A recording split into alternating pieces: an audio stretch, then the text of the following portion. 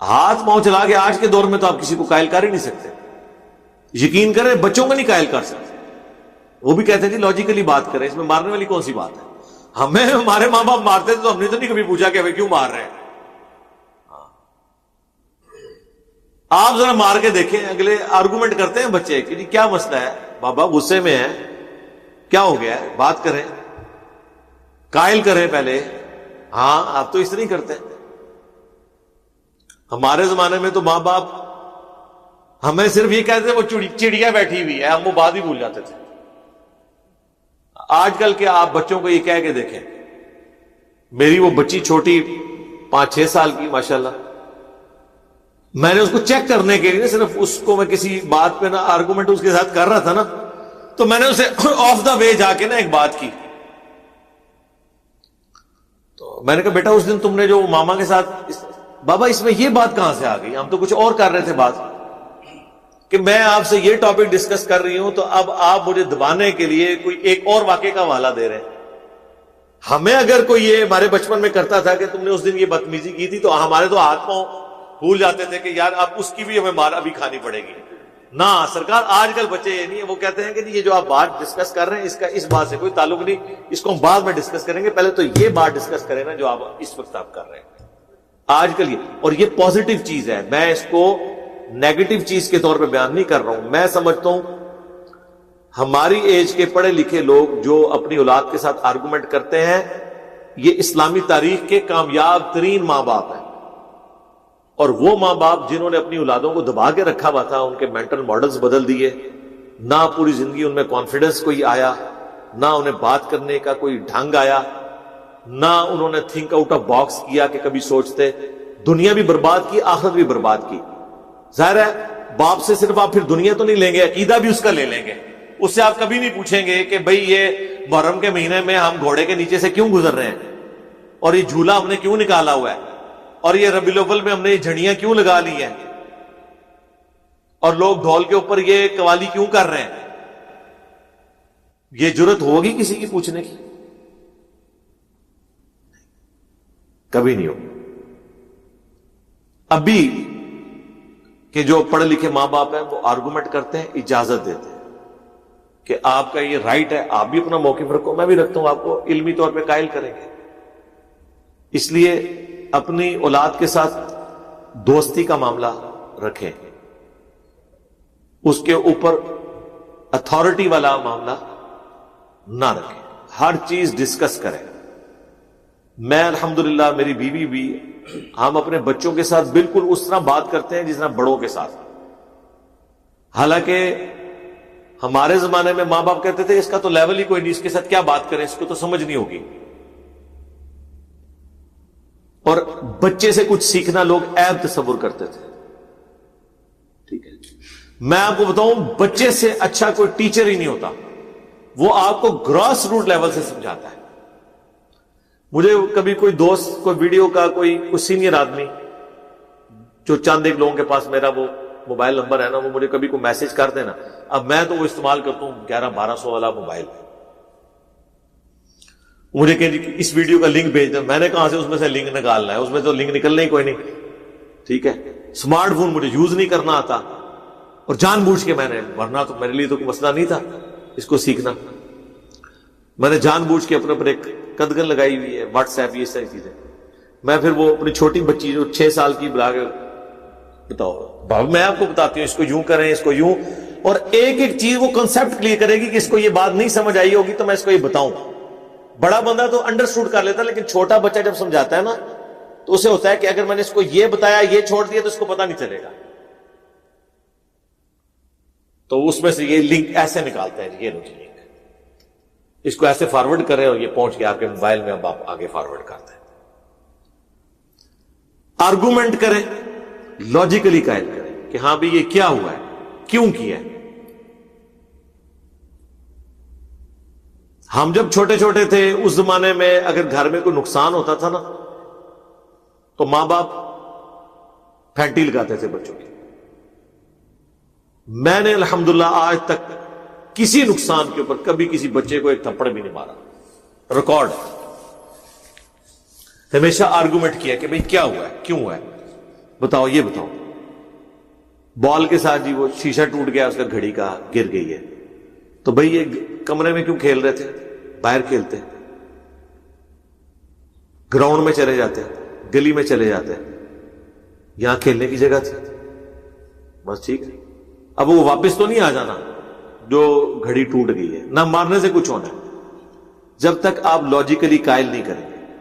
اور اس طرح کا جو اخلاقی آپ کا روب آپ کی اولاد کے اوپر ہوتا ہے وہ مارنے سے زیادہ ہوتا ہے۔ اور دوسرا جو نقصان ہو جاتا ہے نا وہ یہ ہے، جب آپ بچوں کو مارتے ہیں نا تو وہ چیزیں پھر آپ سے چھپاتے ہیں، اور صرف نقصان نہیں چھپاتے، وہ چیزیں بھی آپ سے چھپا لیتے ہیں جو بچوں کو ماں باپ سے چیزیں نہیں چھپانی چاہیے،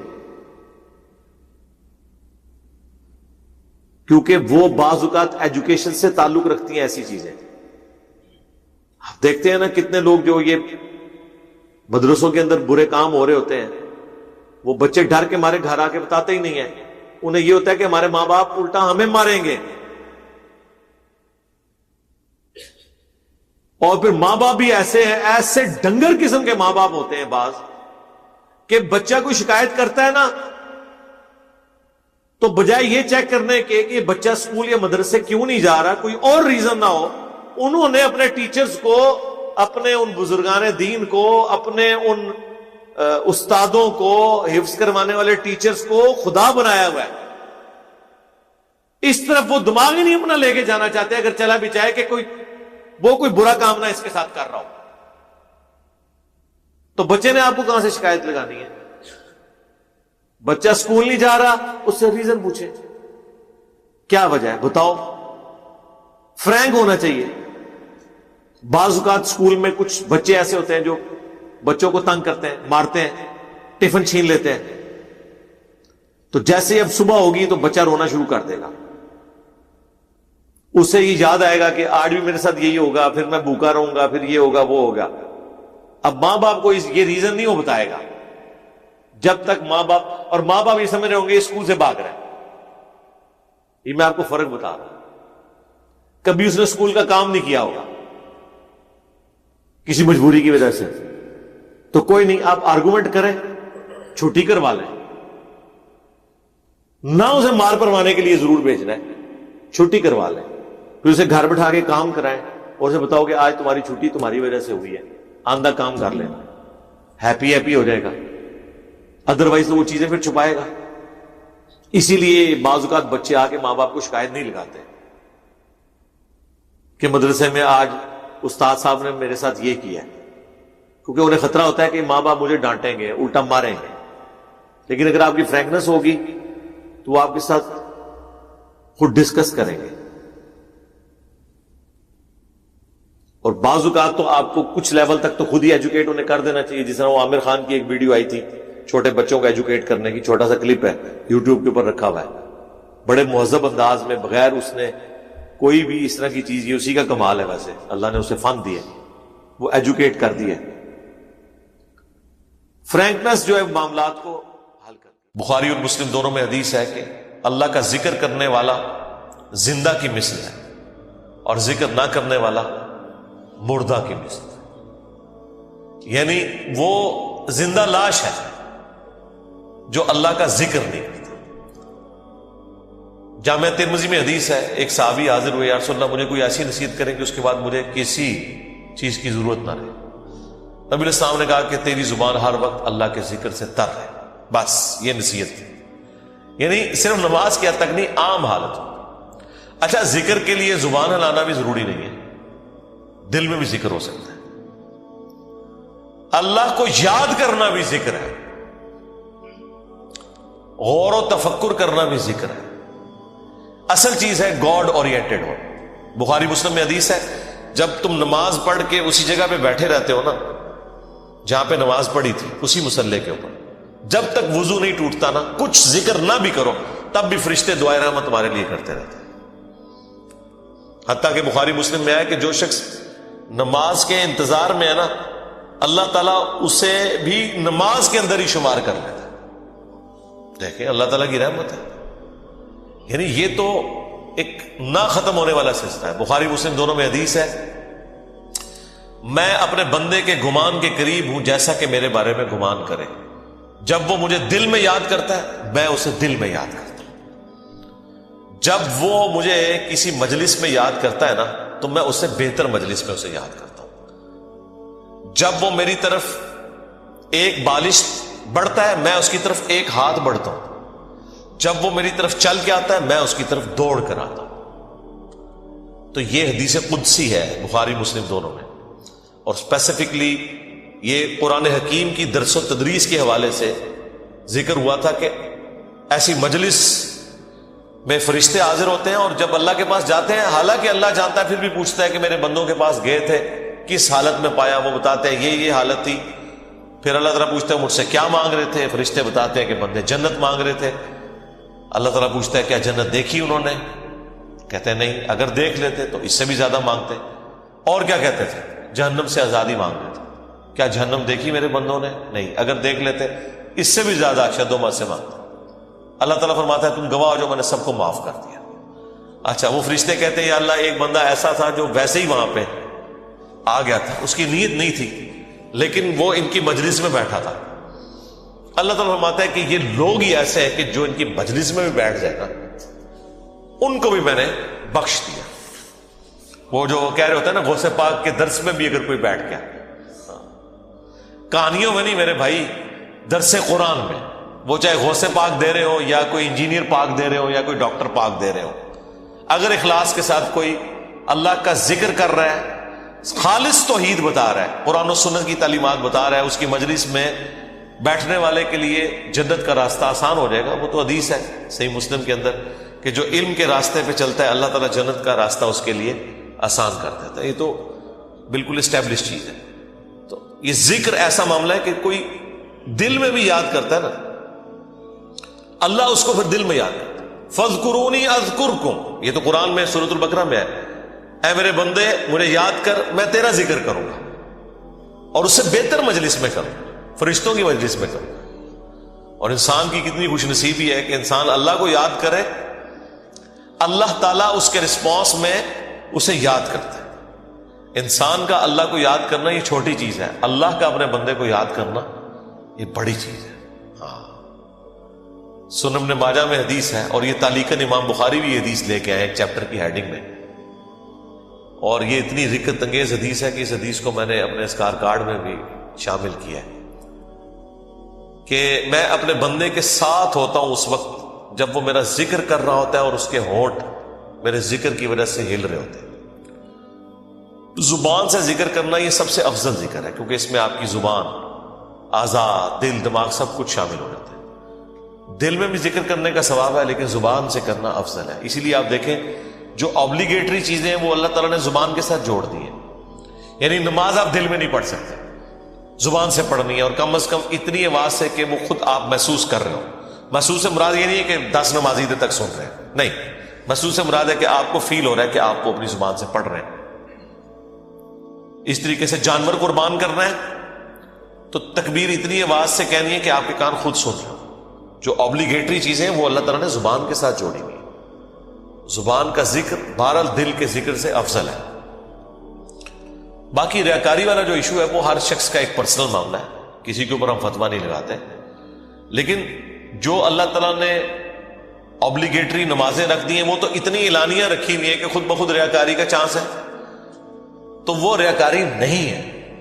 بعض اوقات شیطان کسی کو وسوسہ دلاتا ہے میں جماعت سے نماز پڑھوں گا یا مسجد میں زیادہ دیر بیٹھوں گا تو باقی لوگ کہیں گے کہ جی یہ لوگ بڑا نیک ہو گیا ہے تو اس سے میرے دل میں تکبر آ جائے گا. یہ شیطانی وسوسہ ہوتا ہے نا, اس طرح نہیں سوچنا کبھی بھی. آپ نے خالص رہنا ہے. صحیح مسلم میں حدیث ہے, صحابہ کرام نے کہا یا رسول اللہ بعض اوقات ہم نیکی کا کوئی کام کرتے ہیں حالانکہ پوری نیک نیتی سے کر رہے ہوتے ہیں, یہ نیت نہیں ہوتی کہ لوگ ہماری تعریف کریں, لیکن پھر بھی لوگ تعریف کر دیتے ہیں اور وہ ہمیں اچھی بھی لگتی ہے. ظاہر تعریف کسے بری لگتی ہے, تو کیا یہ ریاکاری ہے؟ آپ نے فرمایا نہیں, یہ ریاکاری نہیں ہے, بلکہ یہ دنیا میں اللہ تعالیٰ کا انعام ہے اپنے بندے کے لیے کہ کسی بندے کی تعریف کوئی کرتے. لیکن دوسری طرف نبی علیہ السلام نے اس بندے کے لیے یہ کہا ہے کہ کسی کے منہ پہ ایسی تعریف نہیں کرنی ہے کہ وہ تکبر کے اندر مبتلا ہو جائے. جس کی ہو رہی ہے اس نے خواہش کا اظہار نہیں کرنا کہ لوگ میری تعریف کریں. تو یہ باریک سے فرق ہوتے ہیں. جس کی وجہ سے بعض اوقات شیطان، میں نے کئی لوگوں کو سنا ہے کہ جی ہم نے داڑھی رکھ لی تو پھر لوگ مسائل پوچھیں گے، لوگ ہمیں نیکوکار کہیں گے، اس لیے جی ہم داڑھی نہیں رکھ رہے. پھر وہ قرآن و حدیث سے سب سے بڑی دلیل دینا شروع کر دیتے ہیں جی ڈاکٹر اقبال کی بھی داڑھی نہیں تھی. قرآن و حدیث ان کے نزدیک یہ ہے کہ ڈاکٹر اقبال کی داڑھی نہیں تھی، اور پوری زندگی ڈاکٹر اقبال کو یاد کرتے مر جاتے ہیں. اللہ کے نبی علیہ السلام کو پس پش ڈال دیتے ہیں. کئی لوگ ہیں وہ کہتے ہیں کہ جی وہ جی ہاں نبی علیہ السلام خواب میں زیارت کروا کے خود منو ایک بار بھی کہہ دینا میں داڑھی رکھ لینی ہے. تو میں ان کو کہتا ہوں وہ 1400 سال پہلے کہہ کے گئے ہیں بھائی. اور اس سے بھی بڑھ کر اللہ قرآن میں کہہ گیا سورہ النساء کی آیت نمبر 119 کہ یہ شیطان کا راستہ ہے، کہ شیطان کہے گا. اس نے یہ وعدہ کیا تھا اپنے رب کے ساتھ وَلَآمُرَنَّهُمْ فَلَيُغَيِّرُنَّ خَلْقَ اللَّهِ، اے اللہ میں تیری مخلوق کو ابھاروں گا کہ وہ تیری بنائی ہوئی تخلیق کو بدل دیں گے. تو یہ تخلیق اللہ نے دی تھی مرد کے لیے. اتنی داڑھی رکھنا کہ جسے عرف عام میں داڑھی کہا جائے یہ مرد کے لیے اوبلیگیٹ. تو ہر بندے نے کوئی نہ کوئی اپنے لیے لیم ایکسکیوز رکھا ہوا ہوتا ہے. تو میں ان کو بھی کہتا ہوں بھائی 1400 سال پہلے حکم ہو چکا ہے بھائی، اب کس حکم کا آپ انتظار کر رہے ہیں. تو بعض اوقات شیطان یہ بھی وسوسہ دلاتا ہے کہ جی اگر میں جماعت سے نماز پڑھوں گا تو لوگ کہیں گے یہ بڑا نیکوکار ہے لہٰذا میں گھر میں ہی پڑھ لیتا ہوں. نہیں بھائی، جو فرض چیزیں ہیں وہ آپ نے حکم پہ عمل کرنا ہے، اپنی عقل کو اس میں دخل نہیں دینا. اب داڑھی بھی سامنے نظر آ رہی ہے، داڑھی تو ظاہر چہرے پہ رکھی جائے گی نا، پیٹ میں تو صرف بزرگوں کی داڑیاں ہوتی ہیں، ہاں بابوں کی، اور جو کتابوں کے ماننے والے ہیں ان کی داڑھی تو باہر ہوتی ہے، وہ تو سامنے رکھنی ہوگی. اسی طریقے سے نماز بھی لوگوں کے سامنے ہی پڑھنی پڑے گی جماعت سے. یہ تو ہو ہی نہیں سکتا کہ آپ کہ میں نے جماعت سے نماز نہیں پڑھنی ہے، گنہگار ہوں گے. یہ مرد کے لیے میں کہہ رہا ہوں، عورت تو ظاہر ہے اس کے لیے تو حکم ڈفرینٹ ہے. تو یہ چیزیں اللہ تعالیٰ نے اپنی یاد کے لیے دیکھیں کتنے الارمز فٹ کیے ہوئے ہیں، ہمیں کتنے سگنل پورے دن میں ملتے ہیں. انسان اللہ تعالیٰ سے اپنے آپ کو بے نیاز کر ہی نہیں سکتا. میں ایک ہسٹری چینل کے اوپر یا نیشنل جغرافک پہ ایک ڈاکومنٹری دیکھ رہا تھا. ایک کوئی نان مسلم تھا تو وہ مختلف مسلمان اسکالرس کے پاس تھا امریکہ میں، انٹرویو کرنے جا رہا تھا کہ ہمیں آپ ریلیجن کے بارے میں بتائیں کہ اسلام کیا ہے. تو وہ امریکہ میں ایک شیعہ عالم تھے، ینگ تھے. اس سے جب اس نے سوال کیا نا کہ اسلام کیا ہے تو اس نے کہا اسلام خدا کے گرد سینٹرڈ ہے، بس کہ ہر وقت خدا آپ کے سامنے ہونا چاہیے. یہ اسلام کی بیسک ڈیفینیشن ہے. واقعی اس طرح یہی بات ہے. اسلام کیا ہے؟ ٹو سبمٹ یور ول، اللہ کے سامنے سر تسلیم خم کرنا. اچھا اب یہ بات مجھے بھی پتا، لیکن جب میں نے اس بندے کے منہ سے یہ بات سنی نا، پھر میں نے غور کرنا شروع کیا. اس نے کہا کہ ہر وقت اللہ آپ کے سامنے ہونا چاہیے. تو پھر میں نے سوچا واقعی یار اسلام تو ہے ہی سینٹرڈ اراؤنڈ گاڈ ہے. صبح سے لے کر شام تک ہر چیز خدا کے گرد گھومتی ہے. صبح اٹھ کے آپ پہلا جملہ کیا بولتے ہیں؟ الحمدللہ الذی احیانا بعد ما اماتنا والیہ النشور. تمام تعریفیں اس اللہ کے لیے جس نے مرنے کے بعد مجھے دوبارہ سے زندہ کر لیا اور میں نے لوٹ کے اسی کی طرف جانا ہے. آخرت کا ذکر بھی ساتھ ہی ہے. یہ تلوار جو ہے نا یہ ہر وقت لٹکی رہے گی. آپ دیکھیں دنیا میں جتنی دعائیں ہو رہی ہوتی ہیں نا، آخرت کا موت کا ذکر ساتھ پیرلل میں آ رہا ہوتا ہے کہ تیاری سٹارٹ ہی صبح کیا ہو رہا ہے، اے اللہ موت کے بعد زندگی دی ہے اور پھر میں نے مار کے تیرے پاس ہی آنا ہے جو آخری موت ہے جس کے بعد میں نے اٹھنا بھی کوئی نہیں، پھر قیامت میں ہی اٹھنا ہے. یہ سٹارٹ ہو رہا ہے. نماز پڑھیں گے، وہ تو ذکر کی اعلیٰ ترین چیز، واقعی میں صلاۃ لذکری، میری یاد کے لیے نماز کو قائم رکھنا. اور نماز کے بعد بھی اذکار، نماز کے اندر بھی اذکار، مسجد میں جانے کی دعا وہ بھی گاڈ اورینٹڈ، مسجد سے نکلنے کی دعا، ٹوائلٹ گئے ہیں تو اس میں جانے کی دعا، اس سے نکلنے کی دعا، پھر گھر سے نکلے ہیں پھر اللہ کو یاد کر کے نکلے ہیں. جہاں جا رہے ہیں اپنا کوئی کام سٹارٹ کر رہے ہیں تو اللہ کے نام سے سٹارٹ کر رہے ہیں. اور ساتھ یہ ٹینشن لگی ہوئی ہے کہ فجر تو پڑھ لی ہے، اب زور کا وقت اتنے بجے ہے، اپنے آپ شیڈیول کو سیٹ کرتے ہیں تاکہ میں جماعت سے نماز پڑھ سکوں. تو بس جو یہ شیڈیول طے کر رہا ہے نا وہ بھائی فجر سے لے کے زور تک نماز کی حالت میں ہے، کیونکہ وہ نماز کے انتظار میں بیٹھا ہے. نماز کے انتظار میں بیٹھنے کے لیے مسجد میں بیٹھنا ضروری نہیں ہے. کوئی اپنے آفس میں بھی بیٹھا ہے نا اس انتظار میں کہ میں نے نماز کے لیے جانا ہے، وہ نماز کے انتظار میں بیٹھا ہوا ہے. پھر نماز کا وقت آ جاتا ہے، پھر بازار میں جانے کی دعا، سواری پہ بیٹھے تو اس پہ دعا. وہ ساری دعائیں ذرا آپ پڑھیں، کوئی بزرگ بابا آپ کو ان دعاؤں میں نظر نہیں آئے گا. خدا سے شروع ہو کے خدا بھی ختم. یہ کائنات سینٹرڈ اراؤنڈ گاڈ ہے. ہماری زندگی کا مقصد خدا کی پہچان ہے. انبیاء کے دنیا میں آنے کا مقصد خدا کی پہچان ہے. ہر چیز خدا کے گرد گھومتی ہے. یہ اصل میں اللہ کو مطلوب انسان ہے جو سینٹرڈ اراؤنڈ گاڈ. تو آپ اس کے ذرا ٹیسٹ کو فیل کریں. الذین آمنوا، جو لوگ ایمان لائے، وتطمئن قلوبہم بذکر اللہ، اور مطمئن ہوتے ہیں ان کے دل اللہ ہی کی یاد سے. الا بذکر اللہ تطمئن القلوب، آگاہ ہو جاؤ کہ دلوں کا سکون ہے ہی اللہ کی یاد میں. یہ اللہ تعالیٰ نے سکون رکھے اس کے اندر.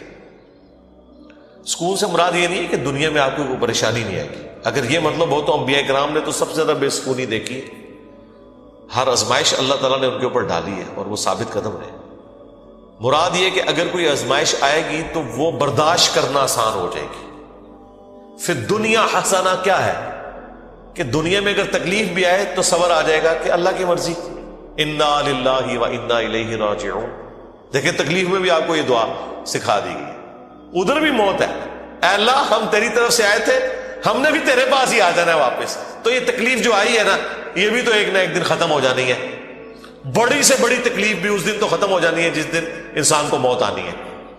بیمار تھا تو جب بندہ ہی ختم ہو گیا تو بیماری بھی ختم ہو گئی. تو دیکھیں ہر جگہ گاڈ اورینٹڈ، اللہ کی طرف متوجہ رہنا. تو اس کے لیے اللہ تعالیٰ نے آپ کو پورا جو شیڈیول دیا ہوا ہے. ابھی تو یار ان لوگوں نے ہماری نمازوں کے مزے خراب کر دیے. میں کاش آپ کے اوپر وہ دریچہ کھل جائے جو ایک بند دریچہ ہے. وہ سال میں ایک دفعہ کھلتا ہے قیام اللیل کی شکل میں. لیکن اگر آپ امیجن کریں کہ دنیا میں جتنی بھی مساجد ہیں ان کے اندر جہری نمازوں میں قرآن الف لام میم سے شروع ہو کے یا سورہ فاتحہ سے شروع ہو کے والناس تک پورا سال چلے، ایک ایک رکوع، ایٹ لیسٹ ایک ایک رکوع، کتنا ٹائم لگ جائے گا؟ اگر یہ نماز 7 منٹ میں ختم کرتے ہیں وہ 20 منٹ میں ہو جائے گی یا 15 منٹ میں. ایک رکوع مغرب کے اندر پہلی رکعت میں، دوسرا رکوع مغرب کی دوسری رکعت میں، پھر عشاء کی رکعت میں اس سے اگلے والا رکوع، اور اس کی دوسری رکعت میں اس سے اگلا، اور اس طریقے سے فجر میں. یہ 6 رکعتیں جو ہیں آپ کی جہر، 2 مغرب، 2 عشاء اور 2 فجر. ان میں قرآن پورے سرکل میں چلتا رہے. آپ کو عربی آتی ہے نہیں آتی اس سے کوئی فرق نہیں پڑتا. آپ کا اسمارٹ فون آپ کے ہاتھ میں ہو اور ترجمے والا قرآن آپ نے اس پہ کھولا ہوا. میں نے تو اس کا ثبوت بھی دے دیا بخاری سے کہ ذکوان تابعی حضرت عائشہ کا غلام تھا جو انہیں قیام اللیل رمضان میں کروایا کرتا تھا. وہ حافظ نہیں تھا تو وہ مصحف ہاتھ میں پکڑتا تھا، اما عائشہ اس کے پیچھے رمضان کا قیام کرتی تھی. اس کا مطلب ہے سننے میں زیادہ آسانی اور مزہ آتا ہے بجائے خود پڑھنے کے. تو یہ حدیث امام بخاری نے ایک چیپٹر کی ہیڈنگ میں لیا اور اس کی پوری سند سنن الکبری البیہقی اور مصنف ابن ابی شیبہ میں موجود ہے. بلکہ مصنف ابن ابی شیبہ میں تو یہاں تک ہے کہ انس ابن مالک اور باقی صاحب کے بارے میں کہ انہوں نے پیچھے قرآن اٹھایا ہوتا تھا، سامنے حافظ کھڑا ہوتا تھا اور وہ سنتے بھی تھے دیکھ کے، اور اگر کہیں غلطی ہوتی تھی تو غلطی کو پکڑتے تھے. اور اٹھانے کا فائدہ یہ ہے کہ کنسنٹریشن آپ کی رہتی ہے. انہوں نے کتنا ظلم کیا کہ ہم سے قرآن چھین لیا. مغرب، عشاء اور فجر کی نمازیں واللہ اس لیے نہیں تھی کہ آپ نے صرف رکعتیں پوری کرنی ہے. یہ آپ کے اندر فیول ڈالنا تھا کہ جب آپ جہرن قرآن سنیں گے تو آپ کی پروگرامنگ ہوتی رہے گی. ہم کیا سنتے ہیں؟ وہی رٹی رٹائی آخری 10 صورتیں یا چند صورتوں کی آخری آیات، سورہ بقرہ کی آخری آیات، سورہ حشر کی آخری آیات، وہی جو مولویوں نے رٹی ہوئی ہے. یار اگر حافظ قرآن نہیں بھی آپ کا امام مسجد، کوئی مسئلہ نہیں، وہ مصحف اٹھا کے پڑھ لے، کوئی مسئلہ نہیں. قرآن دیکھ کے تو پڑھنا اس کو آتا ہے نا، قاری ہے، مصحف اٹھا کے پڑھے. لیکن آپ ذرا امیجن کریں کہ آپ کی نماز کا لیول کیا ہوگا کہ آپ کو اگلی نماز کا انتظار رہے گا کہ بھئی، اور آپ یہ کوشش کریں گے کہ آپ کی نماز نہ چھوٹے، وہاں سے رکوع اگلا سٹارٹ. بلکہ میں تو کہتا ہوں گورنمنٹ لیول پہ یہ ہونا چاہیے کہ ایک اجتماعی نظم کوئی قائم کرے.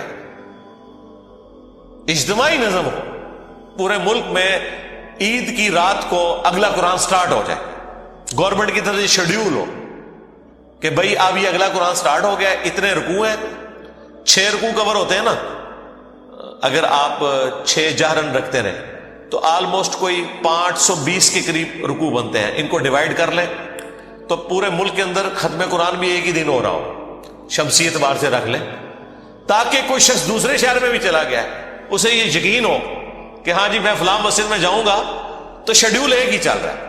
یہ ہم نے دنیاوی کئی معاملات میں اپنے آپ کو مینج کیا ہوا ہے اس طریقے سے۔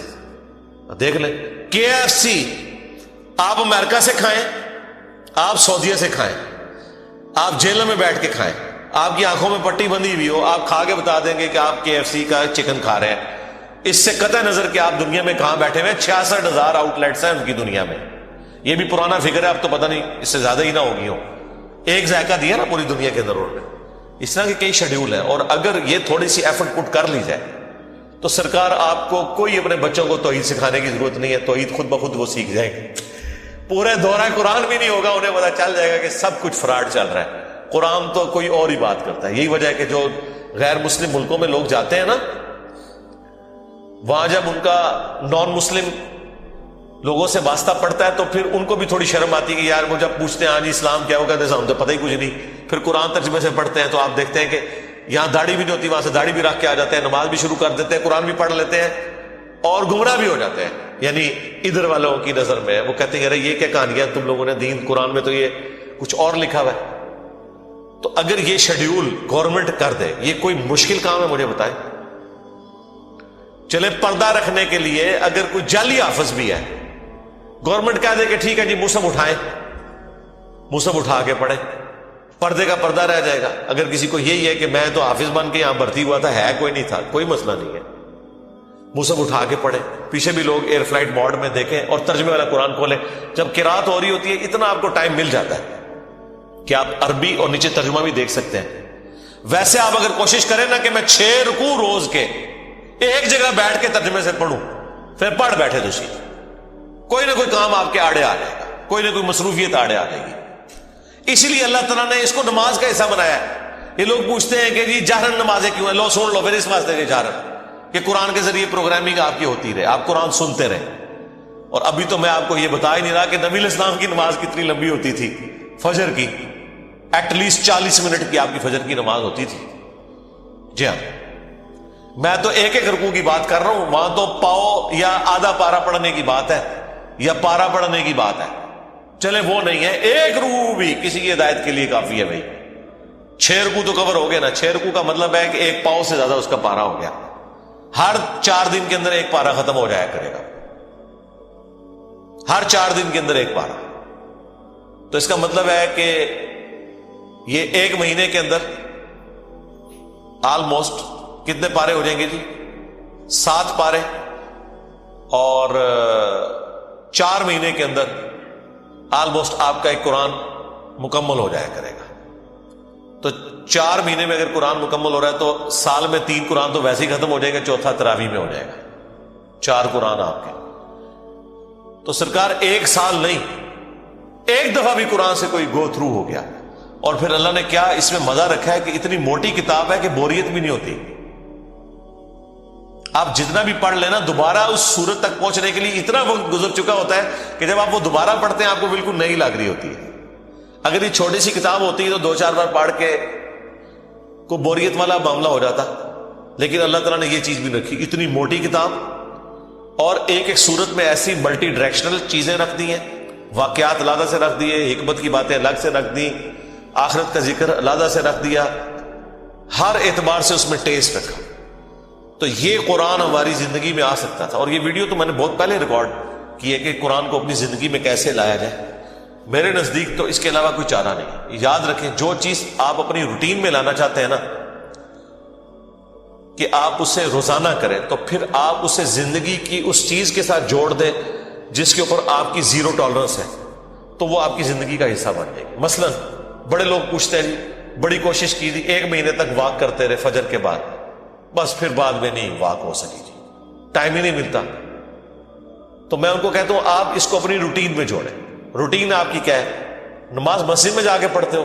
ہاں جی، بس موٹر سائیکل نہیں اب لے کے جانا، پیدل جانا ہے مسجد میں، فجر کی نماز کے لیے بھی پیدل جانا ہے، اپنی روٹین میں آپ جانا ہی جانا ہے۔ اگر مسجد 15 منٹ کی مسافت کے اوپر ہے، چاہتے نہ چاہتے 15 منٹ کی آپ کی واک ہو جائے گی، اور اس کو آپ کو یاد کر کے نہیں کرنا پڑے گا، سوائے اس کے کہ آپ نے جانا ہے تو آپ نے پیدل جانا ہے۔ یا عشاء کے وقت آپ ٹائم رکھنا چاہتے ہیں تو اپنی واک کا ٹائم وہ رکھ لیں، اور 5 نمازیں پیدل جا کے پڑھیں تو آپ ذرا کیلکولیٹ کریں ہر نماز کے ساتھ جانے اور آنے میں آپ کی واک اٹیچ ہو جائے گی، کیونکہ آپ نے روٹین کا حصہ بنا لیا ہے۔ جو انسان کو اسپیشل کام کرنا پڑتا ہے نا، اس میں انسان کو تردد ہوتا ہے، لیکن جو انسان اپنی روٹین میں شامل کر لیتا ہے، بس یہ قرآن بھی میں کہتا ہوں آپ اپنی روٹین میں شامل کریں، اور اس کو شامل کرنے کا طریقہ یہی ہے کہ فرض نمازوں میں امام مسجد کی منت مارنی پڑے، کوئی مٹھی گرم کرنی پڑتی ہے اس کی، کریں اسے کہ بھائی یار چل کچھ نہیں تو فجر میں تو شروع کر یار، مغرب عشاء میں نہیں کر سکتا۔ میں آپ کو بتاؤں، ہمارے اسلام آباد میں پنڈی میں ایک مسجد ہے، وہ روٹین کے ساتھ پچھلے کئی سالوں سے ان کی فجر کی نماز میں آلموسٹ 1 پاؤ